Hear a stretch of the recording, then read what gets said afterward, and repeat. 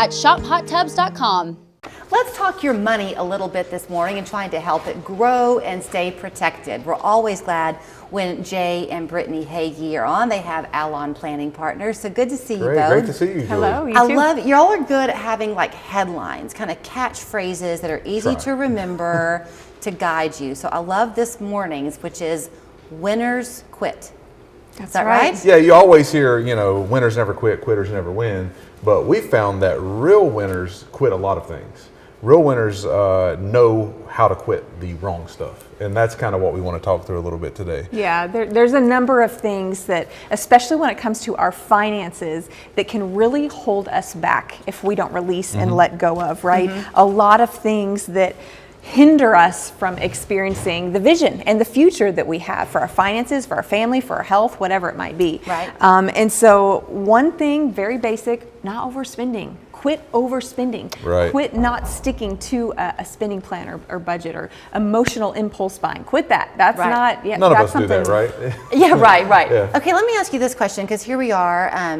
Christmas is not too far in the past, so a lot of people may still be paying off some Christmas debt. Is that commonly seen? It is, and so that's where you have to quit the impulse buying, like she's saying, and start doing the right things, which are pay down those debts, right? Get your debts paid off. A lot of times right now, if you can have some excess in those funds, once you've rearranged your budget, then you want to know how to invest them properly. And that's what we want to really help people get to, is not just how do we pay off past debts, but how do we invest for the future? So none of us likes, or most of us like a quick fix. Oh, yeah. Where you can find one. So is it, I mean, it's going to be a case-by-case basis, I guess, but is it a good idea to develop new habits as part of the quitting, as opposed to a quick payoff of something, but then you may fall into it again? Yeah, you gotta deal with the root, not just the fruit, right? Okay. You gotta deal with what's going on underground. So there are a few quick fixes that we can recommend. One thing is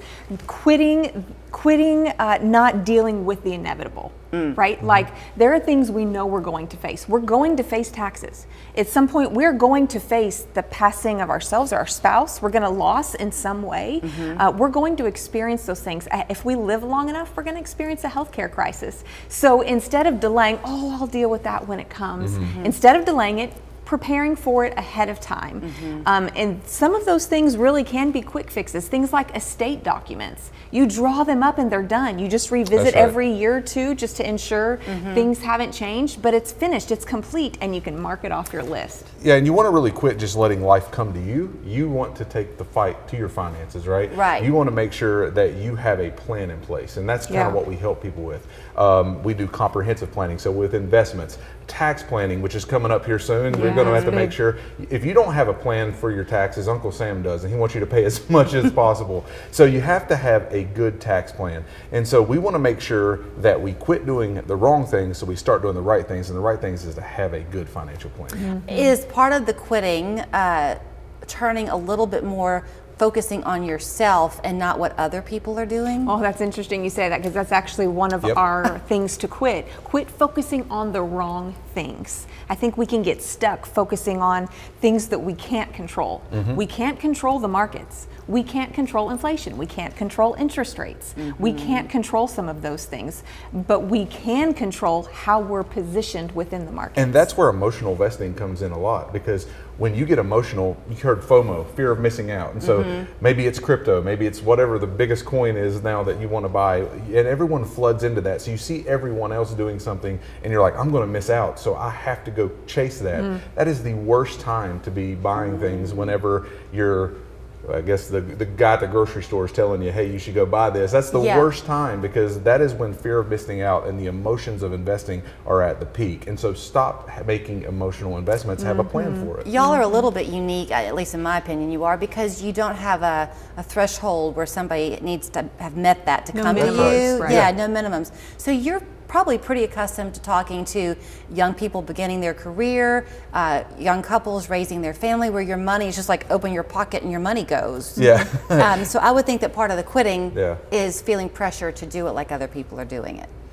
Yeah, and that's part of our approach. It is so customized. When we're looking at a young couple with young kids, their plan for investing is going to look so different than the retiree that we're working with, that is working to build an income plan and a distribution strategy from their assets.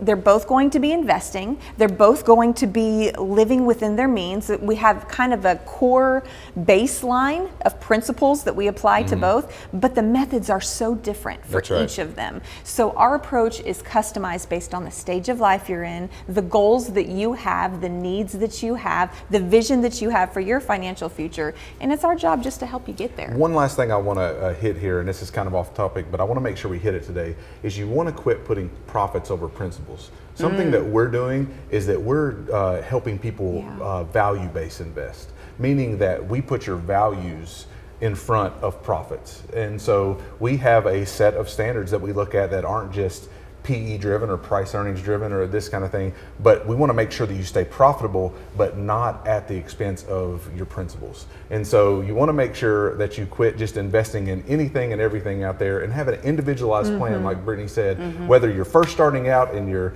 25 years old and you're getting started in your first job, or you're 75 years old and you're in retirement and you want to make sure that your money is working for you the correct ways. Well, wherever you fall in that A to Z umbrella, here's where you can find them. It's Allon Planning Partners on East Brainerd Road, 315-1441, online allonplanning.com.